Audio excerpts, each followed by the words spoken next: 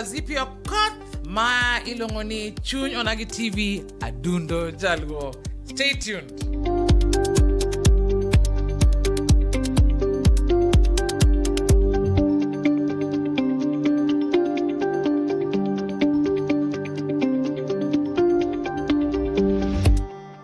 Hi guys, ani lungani Dr. Zippy Okoth ajasigana award-winning storyteller. Totari kaboro dwe mara pagachiel abro bedo gi show milongoni Beauty Beyond Bra Series. Koro mano wabro time Kenya National Library Services. Akwai ni mundi chop kanyo kikideki. Ka in gi nyalo donje Facebook kacha chande kata Instagram iranga Zippy Okoth ibro no gik maketo kanyo ero mondi mor godo chunyi wabro keto no gimoro mora about that show.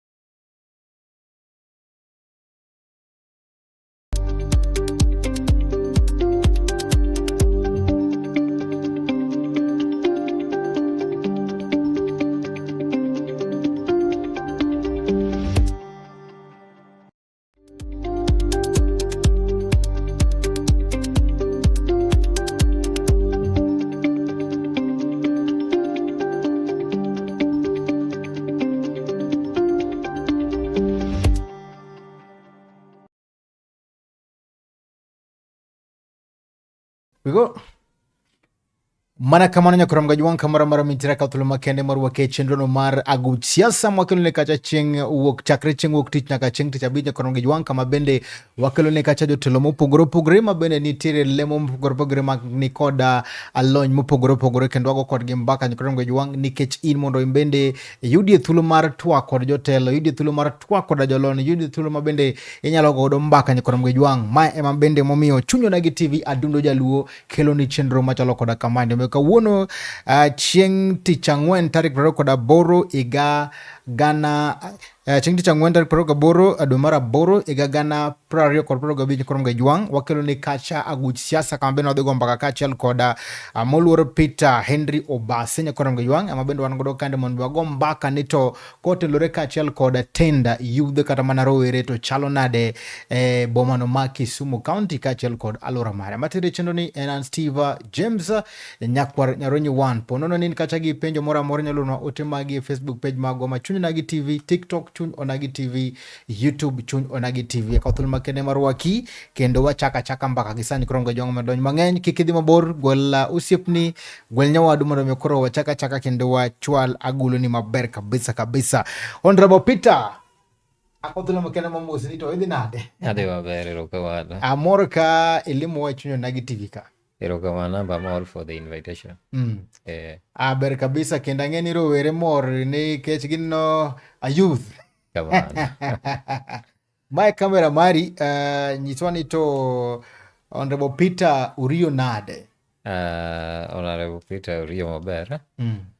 Odiochieng' apani ok obedo marach. Ne wan gi session assembly kawuono. Watieko. Koro gi assignment mane an go kawuono ne en invitation makaini. Erokamano. Koro odiochieng' to odhi kodwa maber. Nyasaye omiyo wan ngima maduong'. Ma kawuono ang'o mogele assembly ma japiny nya winjo. Kawuono ne wan gi motion moro mane wadhiro mar audit.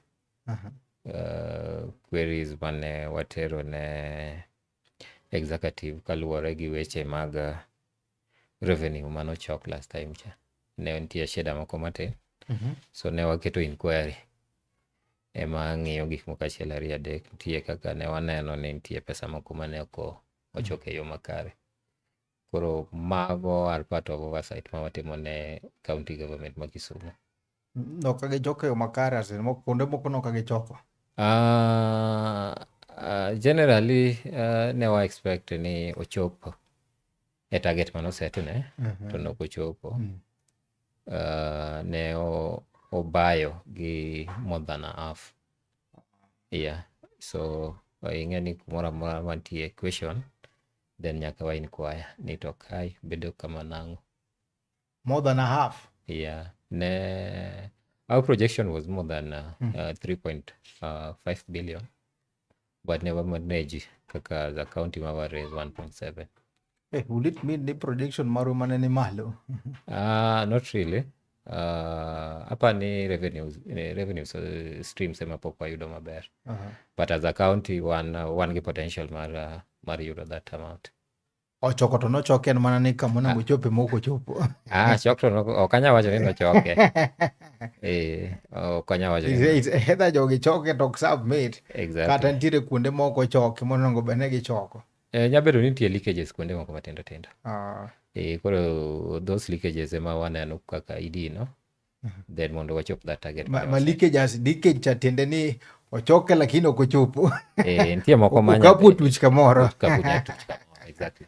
Erokamano kabok wachako to ma chunyo na gi TV Adundo Jaluo wachako ga kawa wanyiso ni to wendo mwakelo kawuono ni to oya e kona ma piny mane nikech chunyo na gi TV Adundo Jaluo bende watemo kelo ji kamoro achiel kendo wayango ne janeno ni wendo mwakelo ne wuok kama joluo ng'eni bende pakore ga chon nyiso ni to Honorable Peter jakanye.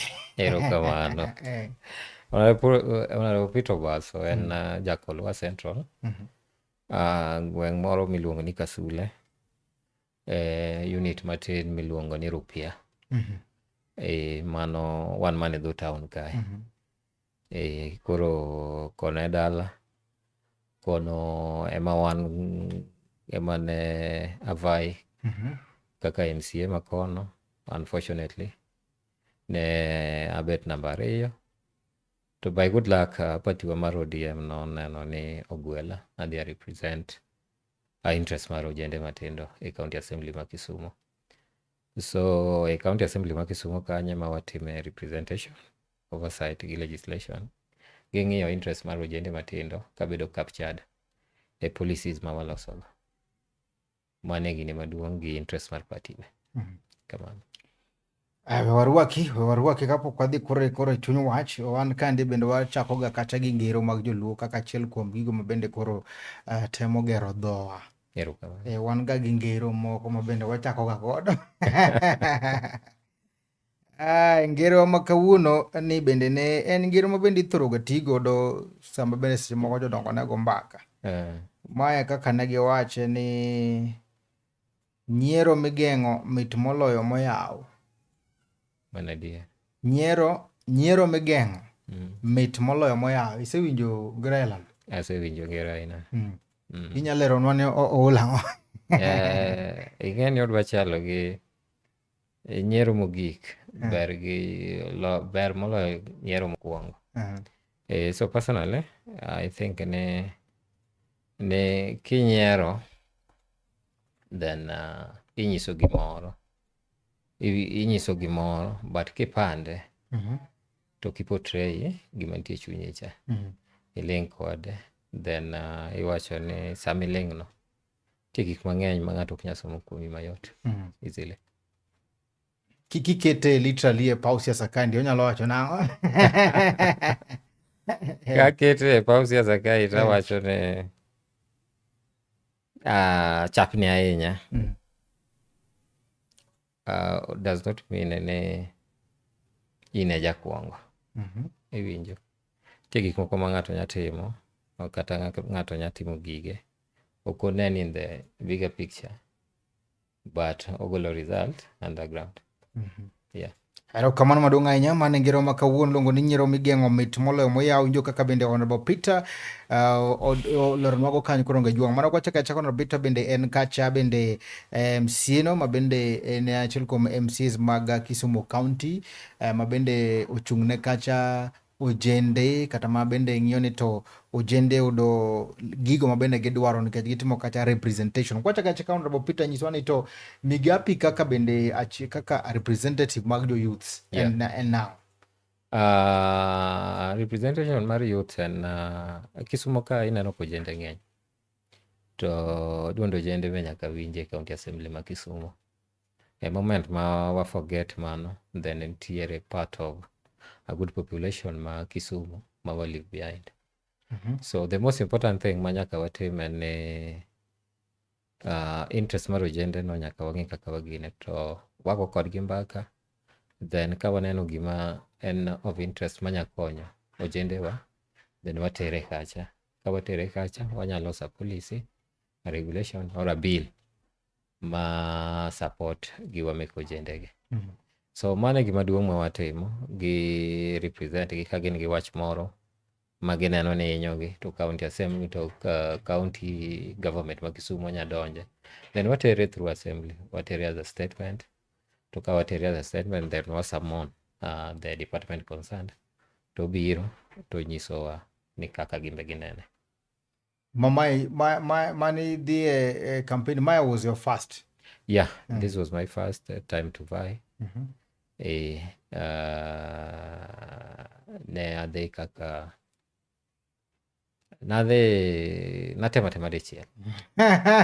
So though interest asebedo ga go e siasa since my days in university. Nana gi interest e siasa. To siasa mar ODM boka chako sane. Nan jatend youths ma Kolwa Central. At one point period mar 2012 to around 2016. Nan chair mar ODM youths Kolwa Central. Koro kanye mane be again experience siasa matin. To kanye be mana again interest ni siasa ni to wanyati mango mondo wa improve lives of our people. Kamano. Ipani nularo kacha bende gi Kelvin Orar. Ne wan jochung' mang'eny. Apani ODM nomination ne wan ji aboro. Ne wan chuo abiriyo gi mama achiel. Yeah, to mostly youths ginadi. Youths ne kao majority ne wan youths maromo almost ne wan youths te. Ji ariyo mane bete dongo, ji adek mane bete dongo. So amongst ji aboro, ji abich ne gin youths. Ji abich ne gin youths? Yeah. Manyiso ni ji adek modongi? Ji adek modongo ne wan gi retired teacher. Ma be ne mane en miyo kanyo, en minwa. Miluongo ni Mrs. Ayugi. En retired teacher. Ne wan gi moro mabet ike oyopo matin. Iluongo ni Madote. Alafu kendo ne wan gi Olwal ne ike yombo matin. Mano was the former MCA. But embe ni youthful. Apani age ne nya chopo 38, 40 kanyo. Koro gine mane bet gidongo. The other ones were below 35. Youths abichi. Okay, gi jogi adegi. Ang'o mane mono ukaw telo ne? Dong by that time, apane by that time, kata nini, Mheshimiwa masani ni en ayuth. En ayuth. Dho sani to kadhe gi higa moko achiel kata ariyo kata adek. But en ayuth. Tapa gima ang'eyo, ing'eni en ema ne en MCA 2013 2017. To en ema oyawo nwa gine maduong', oyawo nwa ni Kara Youth nya tele gweng'wa kae. Initially ne en ga jomadongo, but since then wasebedo ka oyiero jok matindo. No inspire wa. Kendo ineno kata sani kiwinjo jok machung' Kolwa Central to gin agina jok matindo te. So karwa kanyo wase change the narrative. To I believe ni youth ema pod dhi bedo 27 mabiro. Challenge mane bende ipani nitiere gi kind siasa kande nikech yudo ka bende most of the youth mabende nochung'. Ne gin gi slim chances sana mondo ne giyud telo ni. Generally, youth shida magiyudo maduong' en mana financing their campaign. Kaka ginya finance campaigns mege. Ingeni campaign entails a lot. Odwaro gik mang'eny, manyo posters, banners, wuotha, iwinjo logistics matindo tindo. Mago gin pesa te. Samoro idhi kamoro. Jowagi betie okinya waste ne ng'ato time. Tiyama wene kata chai mama madho matin. So sani jogi oloko siasa, ok en kama chon mane ubiro tugo mbaka kaka owete to udhi. Koro magi oketo siasa bit expensive sani matin. And these are some of the challenges ma wa experience as youths. Nan gi advantage matin nikech na setiyo e corporate world. To be na timo ohala matin. Koro at least nanya yudoga manya nyiewo, anya ketogo posters. Nanya yudo ma anya ringo go matin.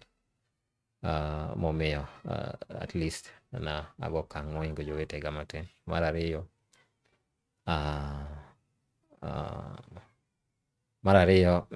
gima kendo hinyo jende wago moingo gimoro amora en ng'ato tek mondo o believe kuomi until one result. Iwinjo to neno result ni nyaka onene through ni maybe ng'ane nyalo yombo.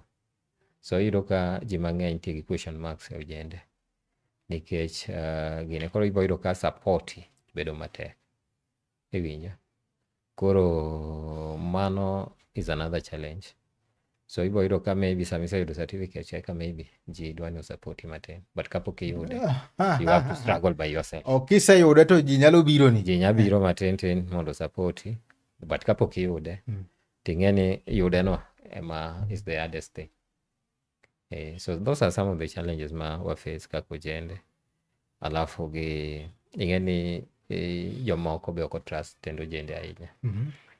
Nikech ntie jok mo believe ni jok mo seneno piny ahinya emonego be ni telo. But we are the majority. Wane wa command majority of mar voters. So I believe ni mondo wawinjre maber tiende nyaka wachung in this post. Mondo wa represent interest mar ojendewa. Not living mine go jok madongo. Kamano. Erokamano maduong' ahinya manyiso ni ojende bende kech ojende waneno bende population ma sani yudo ka bende ojende man gi the higher population. Exactly. Manyiso ni ojende gi bende mohero ni kin gi lweti nono to kaginyal teri moyudo bira mondo koro mae ng'ato matero. Kibede gi onge gimoro ni ojana hero ojana wadgi. Kibede ga lodi moro. Mano nyaka timre, but mano timore. But gima duong' en ni kaki relate kodgi. Gima duong' en kaki relate kodgi. Gima wacho moingo gimoro amora nyaka iyud kaki move. To every movement dwa pesa. Mondo iwuok ka ichop kata taut kacha.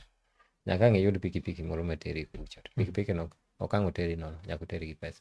So these are some of the things momiyo wacho ni nyaka iyud funds moko, ibed gi funds moko, ibed kata gi matin. Iwinjo. Then ikaw interest mar jogo iket machiegni kodi tikel gi machiegni. Manyiso ni the vision mabende semoko wan godo ma 2030 you part of it bende ni mondo at least vijende mondo donje telo bede telo maber kabisa. But bende waneno ka most of the ojende kata rowere sama gitieko tich kata gibedo jobless sana. Ma mondo mi chak ibed at that age mi many mi chak idhi pesa ni moro idhi godo. Otek. En mana ji achiel. Mondo mi oyuto bede telo en gimoro matek. Tek to tek. Elective positions gi. Tek to tek. En a challenge maduong' kabisa. But gima neno maduong' en ni sane party wa mar ODM betemo. Ojende koni kabisa. Gidwa ni ojende kendo gi encourage. Mano miyo ibo yudo ka in a party nominations. Bo yudo ka ojende chulo pesa matin. Ka in ng'ama duong' tichulo pesa mamalo. Iwinjo. MCA ka ing'ama osekadho 35 tibo chulo 50,000 mondo yud register your name mondo idhi vai. To kapok ikalo 50. Kapok ikadho 35 then ichulo 20,000. Yeah. To youth gi be mayuak. Maya. Youth osetiyo matek kabisa ticha kedhe winye kacha. But generally ODM in damu. Want one ODM kendo mane partiwa ma kanye ma wagerore. Wadwa ni wagere within egirwa. Iwinjo. Ini kaka representative mabende koro youth ido ka bende kosana maneno kosoka gi wagi. Ingeni ya. Gimoro amora ywak nyaka bed. Ingeni gimoro amora mabedo gima jovai more than diaberia. Ka ng'at achiel ema oyudo ji angine gi nyaka iwinje susni moro matin. But adier makende ni siasa ka onge namba 2 kata namba 3 kata namba 4. Namba achiel ema always yudo. So moment moyudo e kind ji gi to jomoko gi ok oyudo. Nyaka iyud ka ji bedo dissatisfied mang'eny. Iwinjo ng'ur moro nyaka iwinj matin. But maduong' ma wadwaro ni at least kata ng'ur bet but walos gik moko within the party, within the confines mar party frameworks. Yeah. Erokamano jo kiwacho kacha ni bende ni vai maber kabisa tibedo kacha namba 2 to gide mang'eny bende no vai to noko giyudo. Nyiswa ni to ere kaka bende koro chwadi nomination. Erokamano en tiyo matek mitiyo ne party. Mondo wano an MC obed nominated ang'o ming'iyo? Onge giming'iyo maduong' ahinya but one of the most important thing manyaka ng'i en loyalty. Yeah, and loyalty towards the party. Mane gima duong'. Alafu entie vettings mitereje. So pondeko ki qualify maber then ibeda nominated. Kane jopiny osewacho ni gimi kura wan wadwa miyo mana Henry kura. Yes. To kaka ja youth kendo ne wacho ni dwa loko ngima jo Kolwa East. Kolwa Central. To gimi nikech namba 2 en ng'ama rwath. Daka ne dhi gi independent mondo mi lek jok mabende koro ne support gi ochopi. Ing'eni Luo Nyanza wakai en obedo dominated gi party wa mar ODM. To an personally I believe in unity mar oganda wa kako nagi. Iwinjo. To karwa kako nagi kai ema onego beni wagerore. Wan gi political father wa ma Raila Amolo Odinga to en ema ochiwo no direction in most of these political cases. So maduong' en Navai bet namba 2. Namba 1 nitie. Ing'eni gimoro amora nyaka bed gi namba 1. Nyaka bed ga winner ga loser. Chieng'no ne accept ni ne wan loser. So kiseyie ni na loser then imanya another opportunity.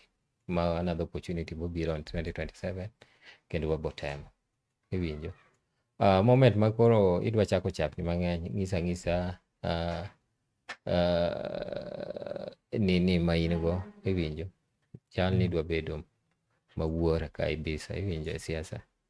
To karwa ka ing'eni obedo dominated gi ODM. Moment ma ODM omako oseyudo certificate then en very easy mondo ja ODM win easily. Come on. ojende mabende kose osebedo ne ojende mabende koro kose temo dhi gi ODM nomination to tamogi to gidhi independent, ineno ni mano gima gitimo marach kabisa? Ok ane ni gitimo marach, but I believe ni onego bed ni wagerore within the party ranks. Ok gin loyal? Ok anya wacho ni gin loyal, but samoro nitie koso ka gihero ji obed kanyakla? Ok anya wacho mano, but adier makende ni an personally kaka nene. But what do you advise ne jok mabende koro ojane? Ng'eni seche moko walak, ok wayud gik mwadwaro nikech seche moko wa make wrong decisions mok ber kabisa. An gimanya achiel kuom jatelo mabende osekalo in that experience. Gimanya nyiso jendewa ni patience samoro pay. Kivai to kiyudo beda loyal e party kanyo. How long is the patience? Ing'eni nitie gik moko mabiro mos, nitie gik mabiro piyo. Inya vai tiyudo, inya vai to kiyudi, but there is always next time. Iwinjo? Honorable Peter, nitie jok mosetemo diriyo to gidhi to seche moko ok giyudi, seche moko be imagi, seche moko be giwacho ni igwenyowa. Mago timore, but an I believe ni wan gi party Luo Nyanza wa kae miluongo ni ODM.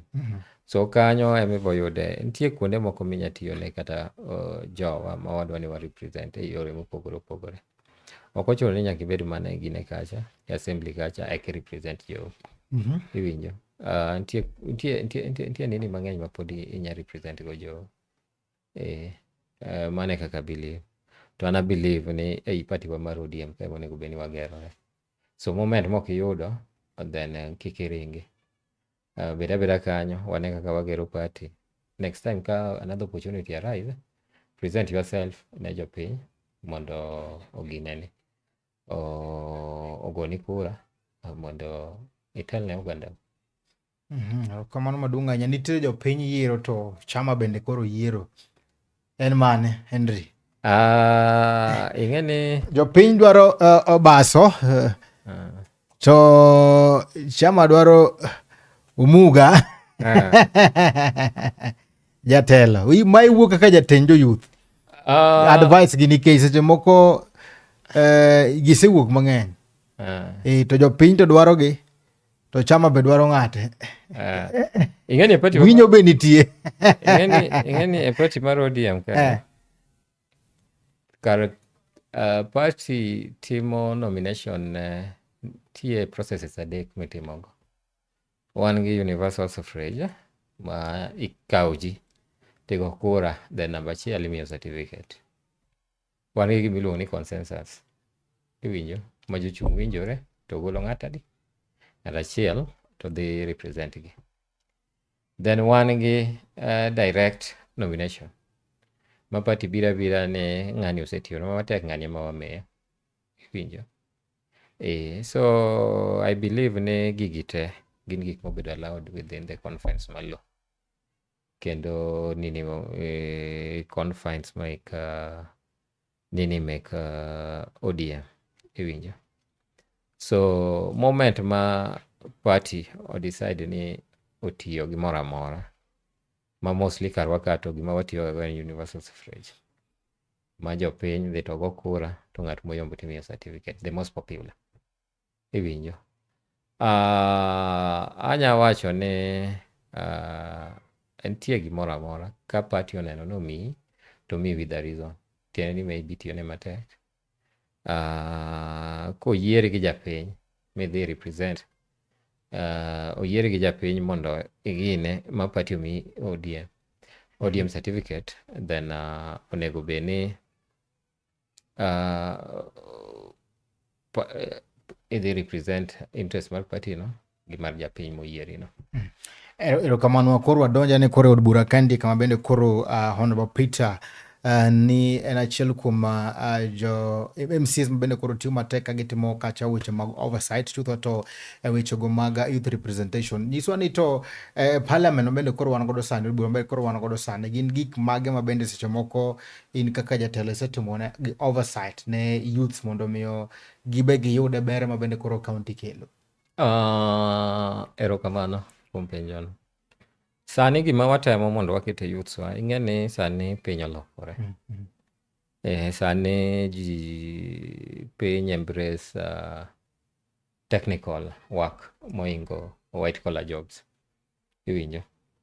So county wa ma Kisumu is working towards mondo improve vocational centers wa. Iwinjo. Ma deal gi gik moko kaka tailoring, plumbing and gik moko ainago. Ineno piny masani gik ma technical gi ema bedo embraced moingo somo ma wasomo e university mikao makaki ya kucho tiduogi certificate. Iwinjo, of which mano be ber. Iwinjo. So wadok piny mondo wa embrace technical courses. To watiyo very close gi youths wa kendo wa encourage gi ni gi register gi join vocational gi get a technical course ma ginya timo mondo kony gi e ngima mabiro. Mar ariyo, watemo matek mondo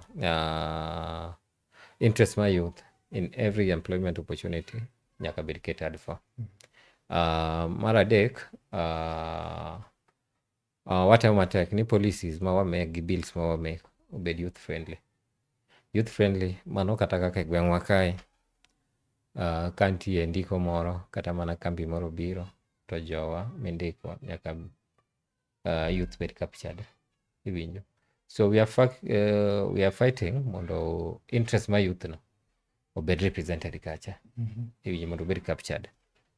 Kamano. Erokamano maduong' ahinya. Kaachiel kod weche mag bende nyiswa ni to bende nitiere bill moro ma bende oseintroduce e bura kandie ma chwalo weche mag rawere. Nitie bill ma ne wayudo in place. Nitie moro ma we are currently working on map of height for interest mar ojende matindo. Ma watwak ne sani en mar trade fund. Iwinjo. Wadwa no capture interest mar mine, wadwa no capture interest mar ojende matindo tindo. Ma maybe pod nitie dala, but gin gi idea ma ginya timo go ohala. To opportunity ma giyudogo kata capital na pod otamore. So we are working on that mondo ojende wa be wang'e kaka wa empower. Mondo at least giyude mapato gimoro. So pok watieke and hopefully ang'e ni wanya tieke within this short time mondo kapok 2027 ochopo at least giyud benefits matin. Kamano. Erokamano maduong' ahinya makama gi kanyo pod wadak wadhi break matin ka waduogo to wadhi go mbaka kacha cha nyiswa ni to e od bura ma bende wan godo ma Kisumu County kandie representation mag youth chalo nade kata tamalo mar representation mag rowere chalo nade bro kanyo mano wadhi duogo kanyo ka waduogo telo no mar ariyo nyakon mag jwang' med kete mane chunyo na gi TV ponono ni kacha gi penjo moro amora wan kanyo krom ga jwang' chutho to kopo ni rawera ma bende isega gombo mondo miyo ibede gi ng'eyo kudure ka achiel kod gigo makara mana weche gumotudre ka achiel kod telo mag rowere krom ga jwang' med kete mane chunyo na gi TV adundo jaluo wadhi weche mag ohala matin kang waduogo to wadhi chako kachiel kod somo ote magi mapota chenro ni Enan Steve James nyakwanyore nyowan waduogo bang' sama chuok. Ani luongo ni Dr. Zippy Okoth ma ilongo ni Chuny Onagi TV adundo jaluo. Stay tuned.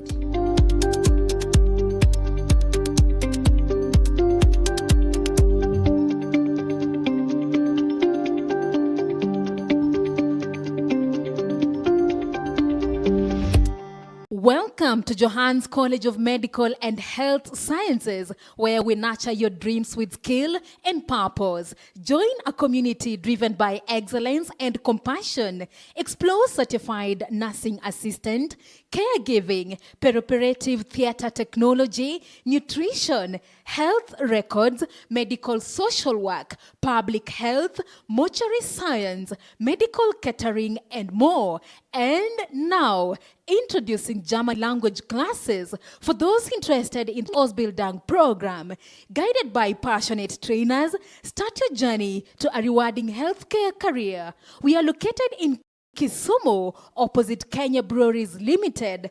Call us on 0739 216 209 or 0727 829 793. Visit us on www.johannesmedicalcollege.ac.ke. Johans College, empowering health, enriching lives.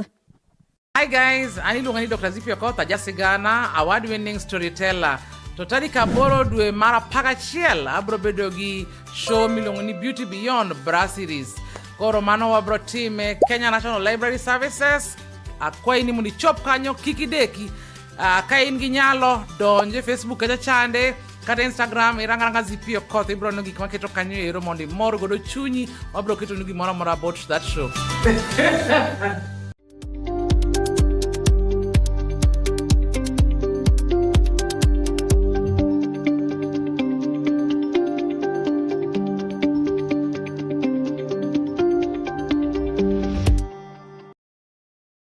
Mana kamano nyakorom gajwanga kautule makende marwa kikende telono mara riyo nyakorom gajwanga chuny Onagi TV adundo jaluo kama bende podwan kachiel kod chendono mar aguch siasa wendwa poden honorable Peter Hende nyakorom gajwanga bende wagogono mbaka kandie weche gumutudre kachiel kod telono mar nyakorom gajwanga telo mokwongo bende semiyo kacha midhiero mabende ojende osebedo kakal nyakorom gajwanga telo mara riyo bende koro wadhen to en representation maromonade en atamalo maromonade mabende koro rowere bende imiyo e thuolo mar odura kanyo koro ngejwang wadhi go mbaka kanyo kendo wadhi neno ni to chalo nade medikete mana chunyo Onagi TV ponono ni kacha gi penjo mora mora kata gima bende digombo ng'eyo chwalwa ote magi e chunyo Onagi TV Facebook page, chunyo Onagi TV TikTok, chunyo Onagi TV YouTube page koro ngejwang ne wacho ni kwa duogo teno mara rito wadhi chako kachiel kod ote magi ni to bende i network to ka network tineno wakaen gi kanyo koro ngejwang kata iwinjo wakaen gi kanyo miyo kete mana kandie chunyo Onagi TV kandi wan ka gi Jeje Adero wacho nosidonje twak maber kabisa. Asante sana Jeje Adero. Wan gi Paulina Rin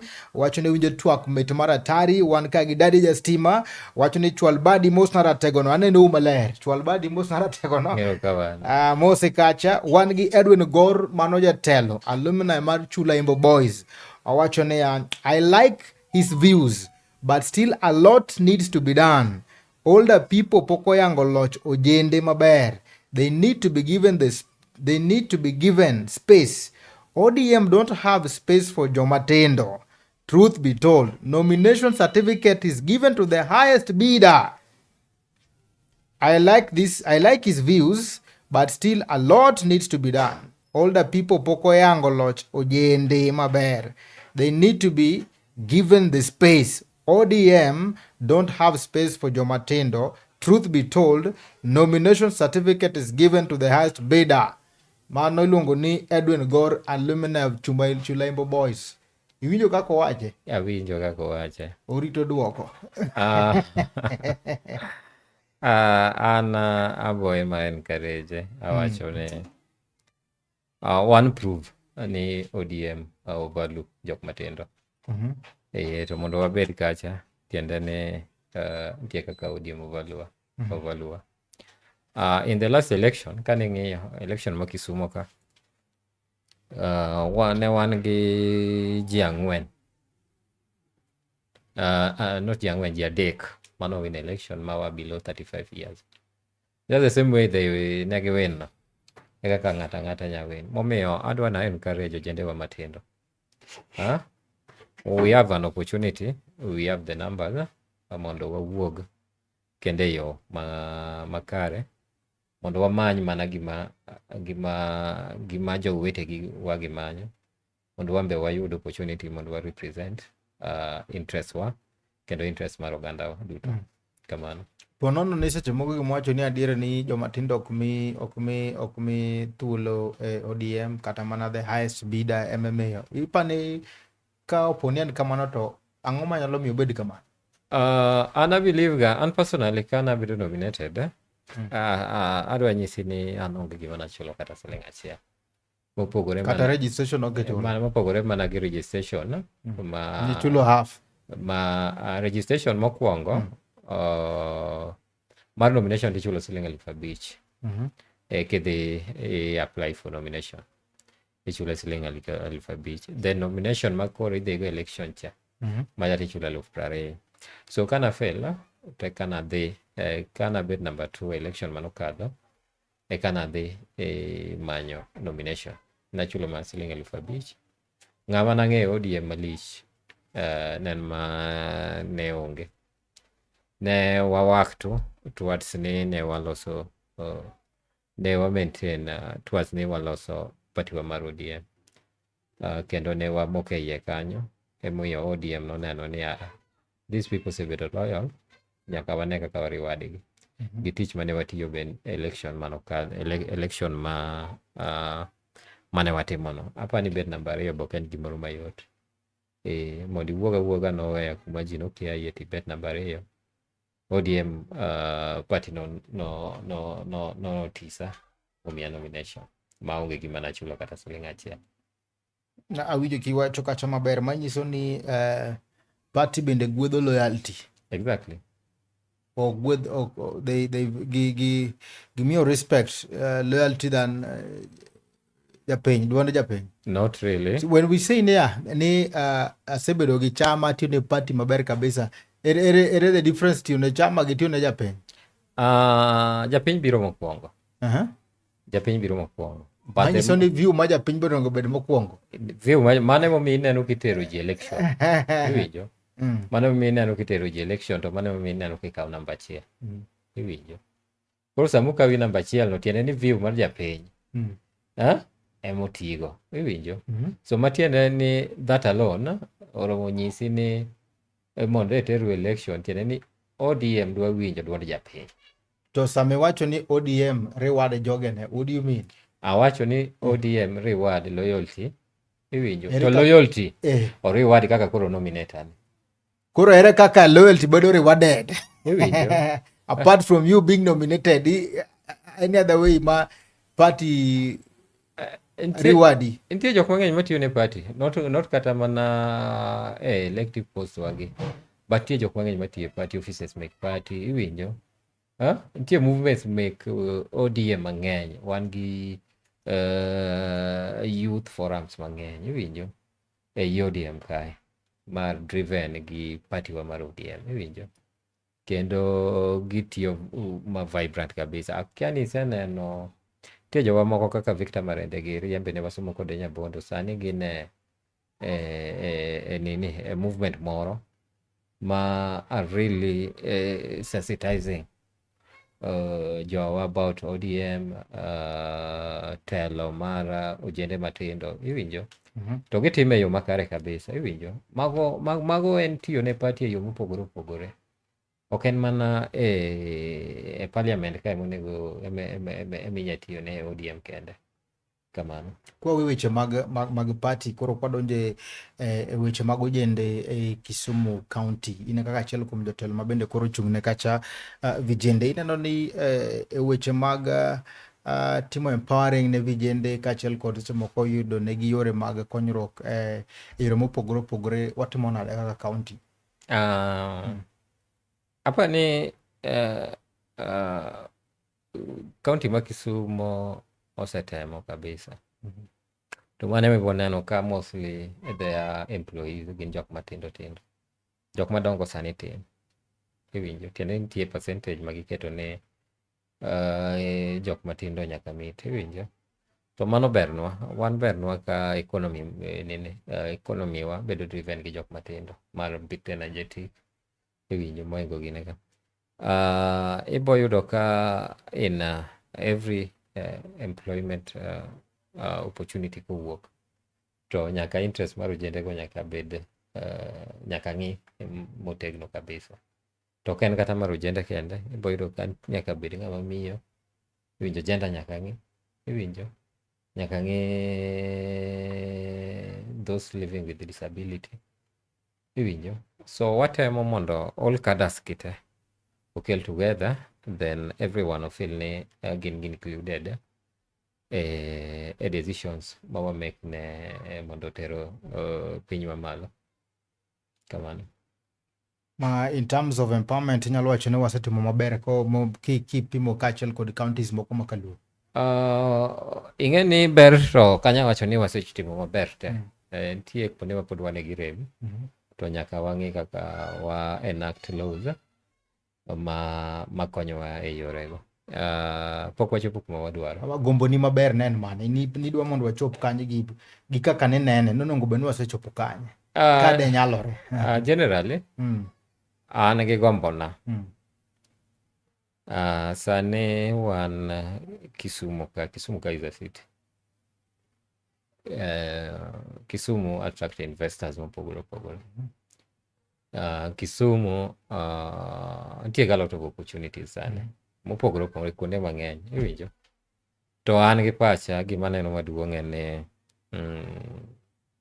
wamed attract investors, to investors kobiro to jendewa nyaka yud opportunity e kembe magikelo, gik magikelo mondo giusnwa koni, kata gik magikelo mondo gilos koni iwinjo. Kuondego ema kuonde magikonyowago. Wan gi kembe mabiro mopogore opogore. Sani wan gi Keda, nyocha biro machiegni, wan gi Kibo Sugar giri iwinjo, wan gi other companies, wan gi Steel Mill giri iwinjo. Gima wa fight for maduong' en ni sama gibiro e gweng'wa ka to jowa kende ma nyaka gindik, to kendo jowa ma gindiko gi nyaka bed youthful population ma wan go iwinjo. So bobedo na maber ka wa attract investors, ojende wa yudo tije matindo tindo gi, ojende wa nyaka bed creative, wa miyo gi empowerment mondo gibed creative, gitim ohandgi kendgi, gitim agriculture kendgi iwinjo, mondo gine kaka ginyalo yudo yuto gi mapile. Mana kamano. E weche mag insecurity mabende seche moko osebedo ka kwako Kisumu, iyudo ka bende ng'eny jok mabende timo njoregi gin jok matindo, to thoth jok mabende gi attack gin jok matindo. Ang'o matimore? Kisumu nitie kuma wase lag behind matin. So one person I blame enforcement officers. Generally boyudo ka ok giti tijgi maber. Kang'iyo kata gweng'wa iboyudo ka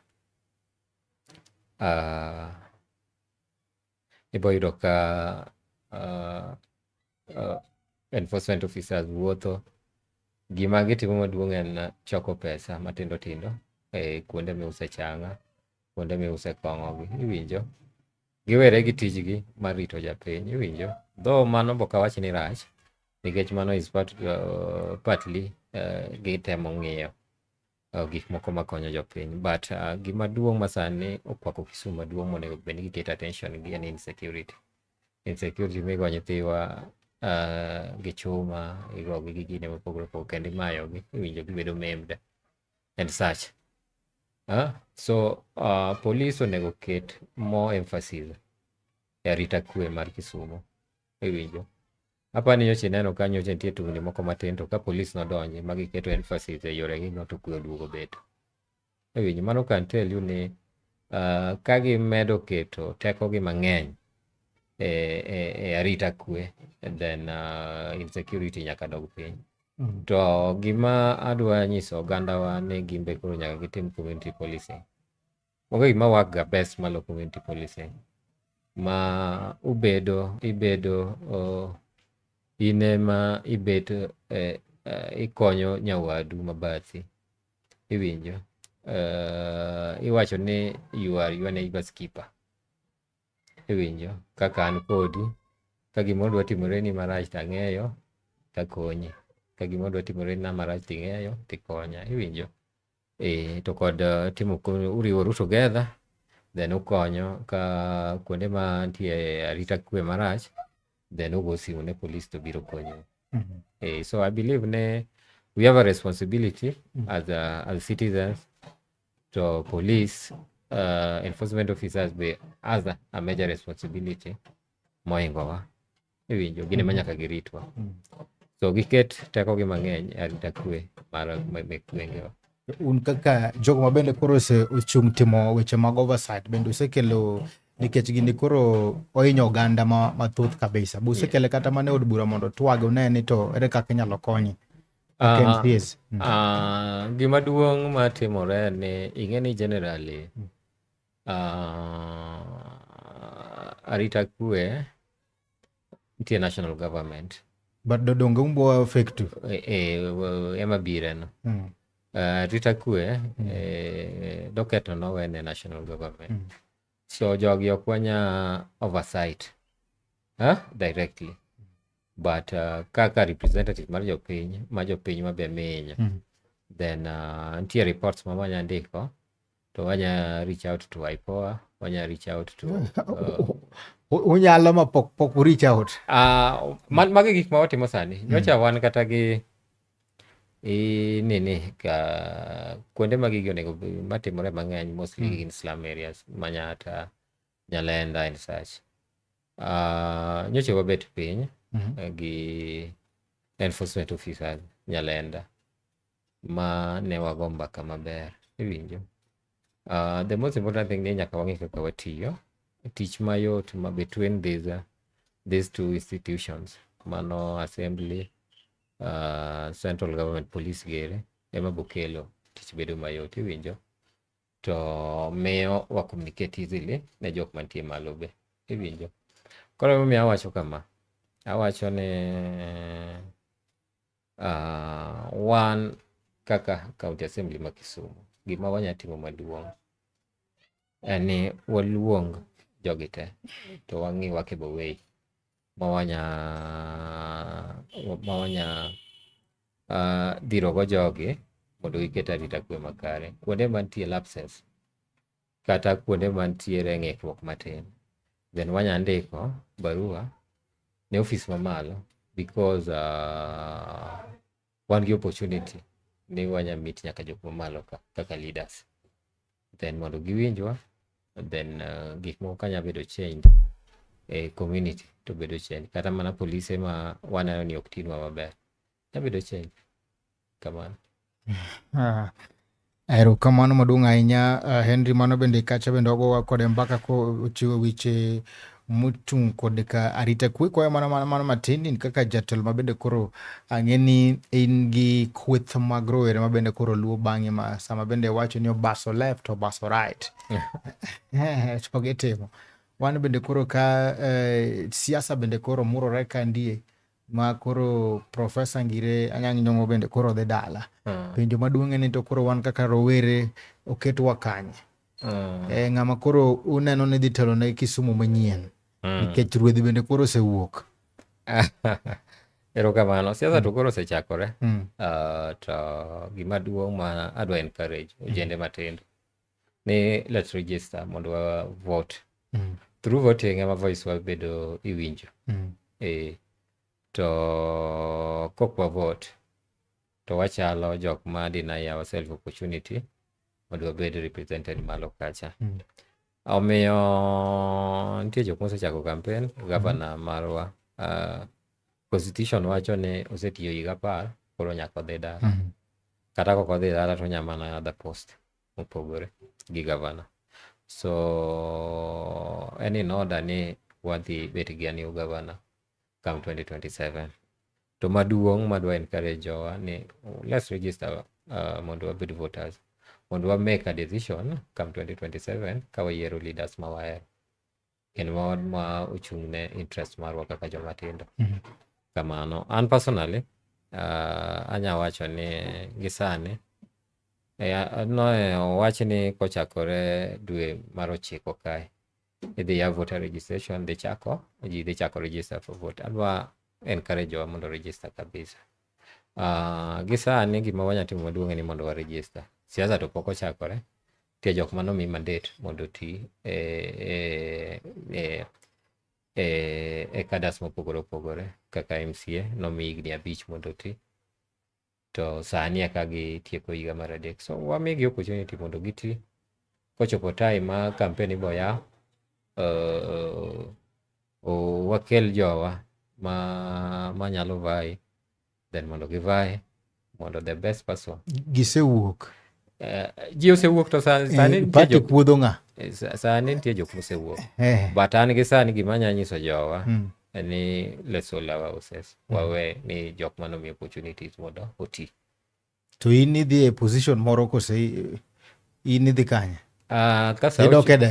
kasa ochopo mano japiny ma body side japiny ok decide nyalo wacho ni chung' to kidwa chung' gima duong' chal kama ongine manake wach ni ajo kama gima duong' ato koro miyauru gini adware gima duong' chal kama ne opportunity ko arise to wabogo mbaka gi jopiny gi jowa.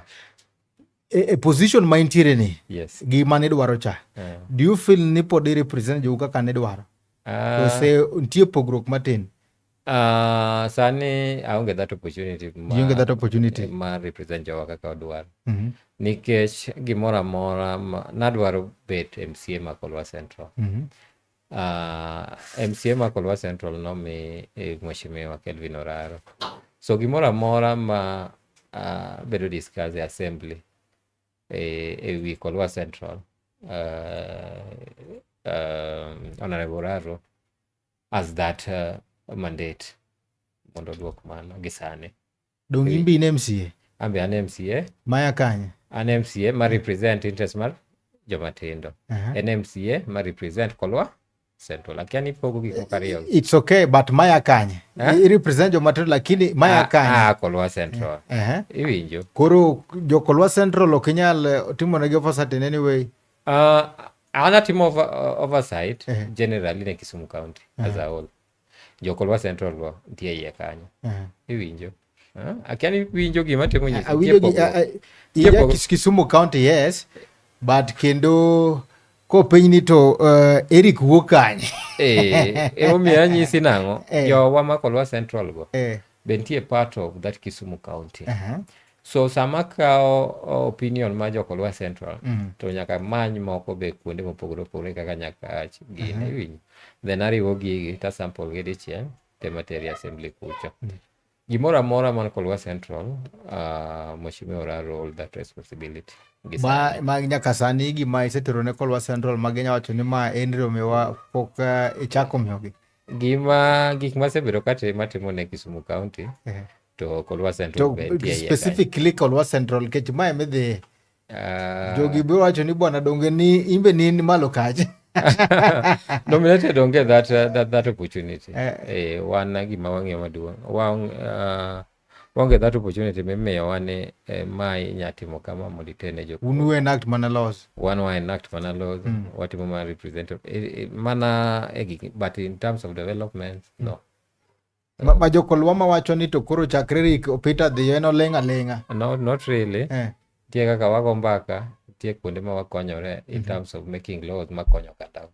Koro ng'eni gima duong' e siasa ok en kata ne gine, but en is way mane mondo jogi oyud opportunity mondo gigi magitimo thrive. Koso nang'o? Koro gi position ni. Yes. Ma bende koro ichunge department ma youth. Yes. Kaka ja Kolwa Central. Yes, awinje. Ja youth ma ja Kolwa Central ere kaka ose benefit e migao marini. Kechi wacho ni charity begins at home. Exactly. Exactly. Awinji maber. An gima temo ga matek. Nika every opportunity arise. Iwinjo. To interest mar ojende ka nyaka bed catered for. So gima temo maduong' ni nyaka ojende wa ma Kolwa Central. Madwa nyisa ni jo Kolwa Central koro paro Peter gang'o. Peter nie itelo. Peter nie giwacho ni Peter nie mo. Gima duong' en interest gi. Ubedo represented kacha fully. Nikech an kacha. Iwinjo. Interest gi okay, wapenje ne kama apani docket ni ikawe nitiere ng'at ma bende nen gi this docket. Exactly. Gini matin misebedo godo kandi ni ere lokruok misekelo department ni ma bende wanyalo wacho ni chakre ja youth donje kandi wasaneno magi ma nikech youth to maybe ndalo moko mosekalogo ng'at ma imiyo ga docket no en ng'at seche moko bende ike ok rom gi youth mana gan mago mbaka kash but koro miye youth dwaro telo. Youth otelo no. Koro chakri bende docket no kaka Peter.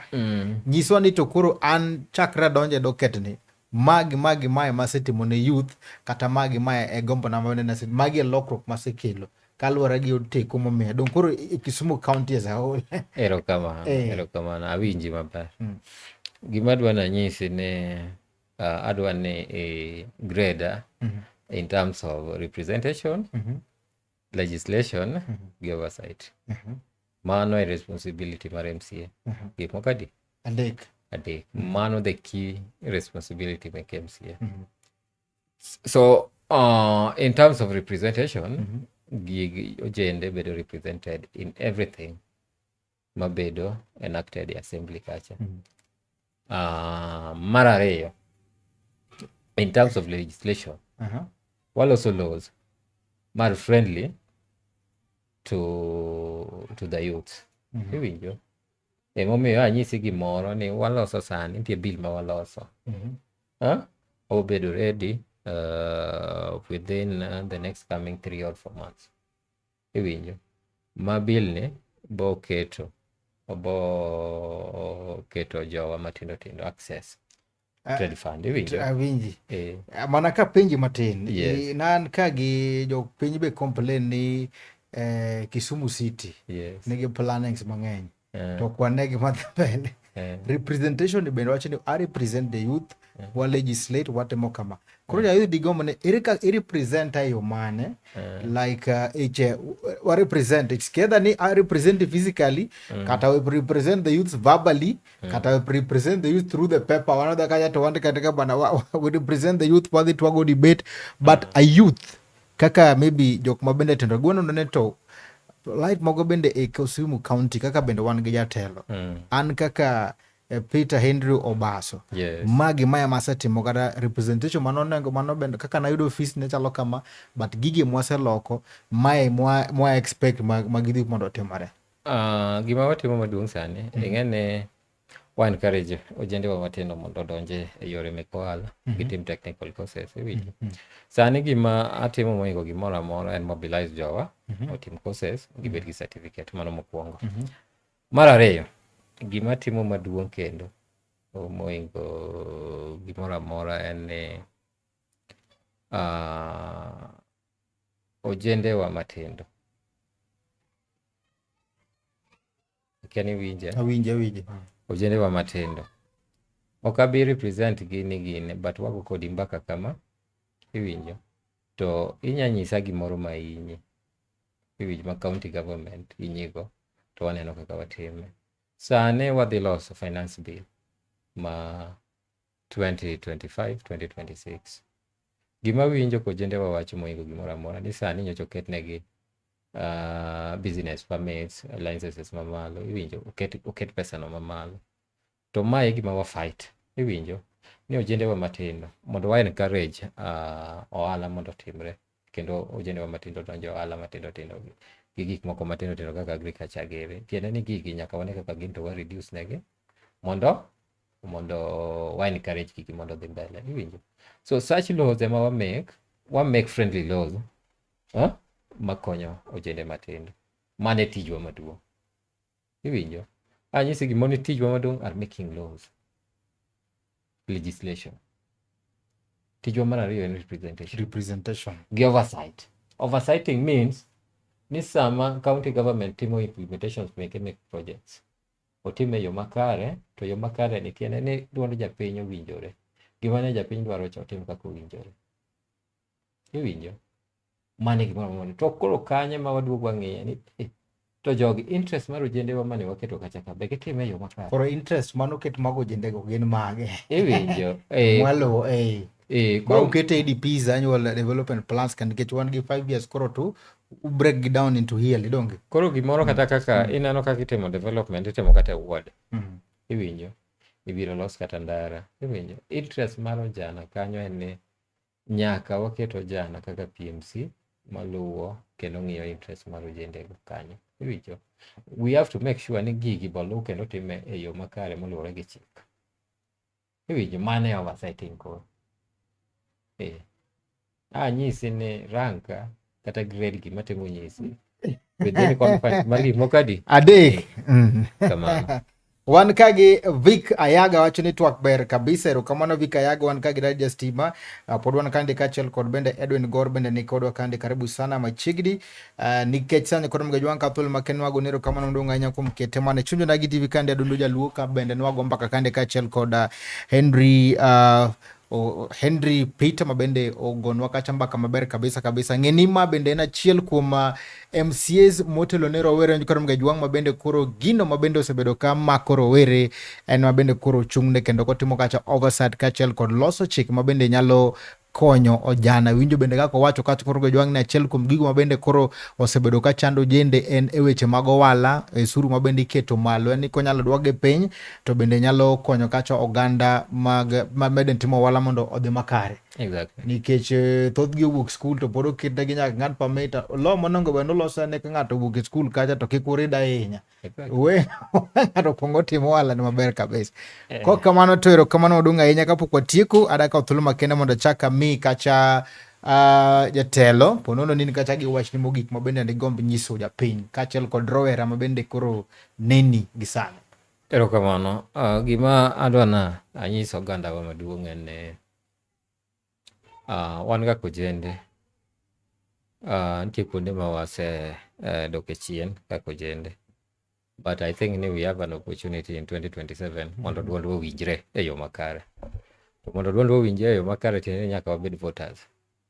Iwinjo, wayier jowa ma wadwaro kadas mopogore opogore mondo odhi o represent interest marwa. Mano e gima duong' madwana ko ojendewa. Mar ariyo adwana wach ne sani vocational colleges wa VCTs timo registration. Adwa ni encourage jowa ma otieko form 4 to koyudo opportunity mar dhi e university mondo gikaw these technical courses kendo gi register mondo gibed gi karatas moro ma ginyagine. Sani wan gi Rotary ka, wan ga Kado, gi kuonde moko mopogore opogore, wan gi Boya and such. Iwinjo, kuonde gi oket mondo ojendewa matindo tiegre. To wadwa ni wa encourage mondo wagol nyithiwa mantie masani donje kuo, masani donje madho nyasore gi kong'o moko matindo tindo meg gwenge. Giwe gigo mondo gidhi gisomi, gibed gi certificate manya konyogi in their future. Mano gima duong' makwayo jowa. Mar adek, adwa na wach kama ni it's time mar ojendewa mondo embrace gima agriculture. Adwa ne chon, jowa machon ma ejwa ni nitie kaka noko embrace agriculture. So iyudo ka sane nitie kaka production wa kata ma Kisumu wa kae ni piny kabisa. To moment ma waketo emphasis e gik moko kaka agriculture, iwinjo, to wabo bet gi chiemo kendo wabi bedo ni wa import gik moko moa oko kuonde mopogore kata counties moko ni bire counties waka. We can grow even within. Iwinjo. Kata sani ka in gi puothi mo matin inya pidho alodi moro. En alodi nitie jok manya waro, iwinjo. Like karwa kaka Kolwa Central wan gi Nam Toi, puodho maduong' kabisa, puothe madongo dongo.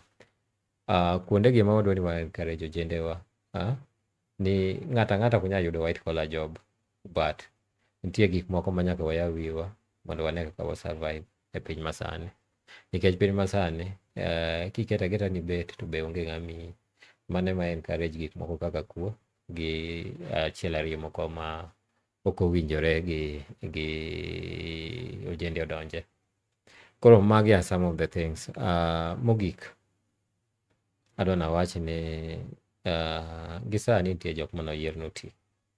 Wamegi opportunity, no megi mandate mar 5 years. Wamegi opportunity kata imo chopo ma campaign boyaw. To eka wa throw ourselves e pap mondo wamany gigi. To gisani wamegi opportunity mondo gi deliver ne promises gima ne gitimo. But gimogik adwa na wach kendo ni wan kaka oganda Luo wan gimoro achiel. E yorwa mar siasa wan gi political father mano Raila Amolo Odinga. Momiyo wasebet gimoro achiel kaka oganda. Gimobedo gimoro achiel ni mosemiyo ineno kadha communities oluorowa kata gin gi numbers moingowa. Iwinjo. So that's our pride. Iwinjo. Apa ne oganda wa mar Luo kae. Wasebet mana gi jotelo adek e yor siasa. Wasebet gi Ramogi. Wasebet gi Oginga Odinga gi Raila Amolo Odinga. Gisani pod wan gi Raila Amolo Odinga. Omiyo waluwe uru wamiye respect makore. Directions ene ma pod wawinje. Omiyo respect no wamiye gi odwa achiel mar ODM. Iwacho ni kata gimoro rach e odu to kiwuog ni dhi ka jirani. Odu kanye ma ulose weche to gimoro amora dhi maber. Koso nang'o? Gima tin go adwa ni agonu erokamano for the invitation. Kendo ka another opportunity oyudore, ang'eni pod boluonga mondo wabi washare mang'eny gi jopinywa. Oganda Ramogi erokamano, Nyasaye oresu. Erokamano maduong' ahinya kabisa Honorable Peter Henry Obaso kuom chopo e studio kandi, kendo ageno ni jol mabende koro ne luwo chenro machalo koda kamandie oyudo kacha bende weche maber kabisa, kendo weche motenore kaachiel koda weche mag rowere, kendo wago erokamano maduong' ahinya kuom chopo kandie. Ageno maber kabisa kendo gineni. Erokamano. Koro ging'e kamonego giduong'. Erokamano maduong' ahinya janeno mara mano kete chunyo Nagi TV kuom weche kata mana paro mabende imbe chwalo nwa e studio kenda. Agoro kamano maduong' ahinya med kete mana chunyo Nagi TV ya Dundo Jaluo. Achako goro kamano maduong' ahinya ne Medusa Mara kata mana producer Nelson Mandela Okore mabendo timo matek mondo miyo chenro no chopni kamoro amora mantiere achiel kachiel kawuok e studio mag chunyo Nagi TV nyaka kama ntiere Nyakwar Mgejwang, kama bende ne chayo chenro ni en Steve James Nyakwar Nyoronyo 1. Agoro kamano maduong' ahinya kendo nyaka rom kacha odichieng' machielo uritu masani ubed kaachiel kod Hapruth Nyasaye. Erokamano maduong' ahinya kuom chopo ka. Erokamano. Wamor kabisa. Asante sana. Ilere. Erokamano. Loyalty.